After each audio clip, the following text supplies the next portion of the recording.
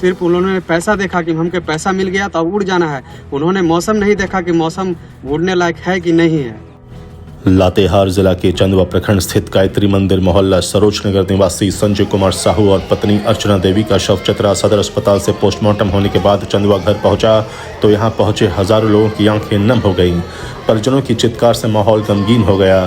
दंपत्ति के शव का अंतिम संस्कार देवनत के घाट पर किया गया। वहीं मृतक संजय कुमार साहू के बड़े भाई विजय कुमार साहू ने एयर एम्बुलेंस कंपनी पर आरोप लगाते हुए कहा कि हम लोगों ने किसी तरह से 8 लाख रुपए की व्यवस्था कर एयर एम्बुलेंस कंपनी को दिया।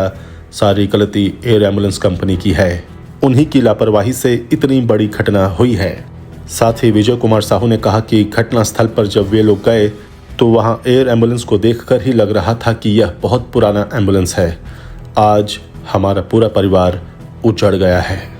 उनकी मांग है कि सरकार कंपनी पर कड़ी से कड़ी कार्रवाई करे। वहीं रेडबर्ड एयरवेज की एयर एम्बुलेंस के हादसे की जांच शुरू हो गई है। दुर्घटनाग्रस्त एयर एम्बुलेंस 39 साल पुरानी बताई जा रही है।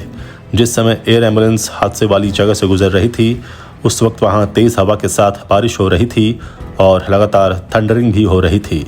डीजीसीए की प्रारंभिक जांच में यह बात सामने आई कि रांची से सोमवार की शाम करीब 7 बजे उड़ान भरने के करीब आधे घंटे बाद एयर एम्बुलेंस का एटीसी से संपर्क टूट गया था। एयर एम्बुलेंस का वायरलेस सिग्नल से आखिरी बार संपर्क 7:30 बजे पलामू गढ़वा इलाके में हुआ था। पायलट ने कोलकाता से संपर्क स्थापित करने के बाद खराब मौसम के कारण रूट बदलने की अनुमति मांगी थी, लेकिन कोलकाता से संपर्क टूट जाने के बाद चतरा जिले के सिमरिया स्थित करमटाण जंगल में एयर एम्बुलेंस अचानक क्रैश हो गई। इनका नाम संजय कुमार है और उनकी पत्नी का नाम अर्चना देवी है और ये लाइन होटल चलाते थे, ढाबा था इनका। और वहाँ पर शॉर्ट सर्किट के वजह से गैस लीकेज में आग लग गया था, जिसके कारण ये झुलस गए थे दोनों पैर और दोनों हाथ में।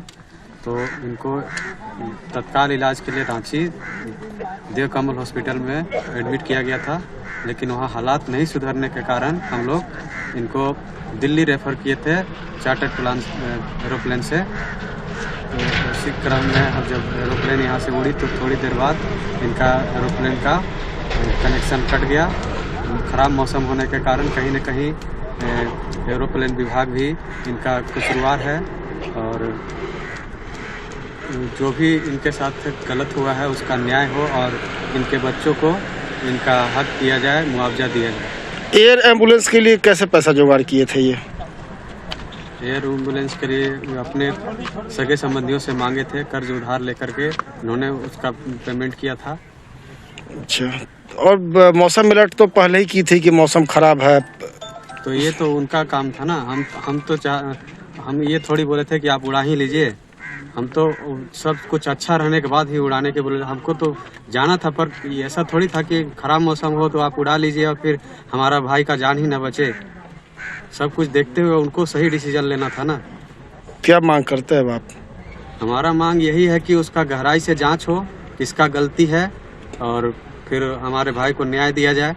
और हमारे भतीजे जो अब सिर्फ अकेले रह गए हैं, उनके माँ बाप नहीं हैं, तो उनको न्याय दिया जाए और उनको मुआवजा दिया जाए, उनके पढ़ने लिखने का सारा व्यवस्था दिया जाए। क्या हुआ आपका नाम? सुजीत कुमार, उनका छोटा भाई। कहीं न कहीं 8 लाख रुपए पहले दिए, बाद में 2.5 लाख की वजह से फिर 2-4 घंटा जो लेट हुआ, इसीलिए 5 लाख रुपए तुरंत देने के लिए कहा गया था। तो हम लोग किसी तरह से व्यवस्था करके और उनको भेज दिए थे, लेकिन बाद में पैसा पूरा ना होने के कारण उन कंपनी वालों ने कहा कि अगर आप पूरा पैसा नहीं देते हैं तो हम लोग उड़ान नहीं भरेंगे।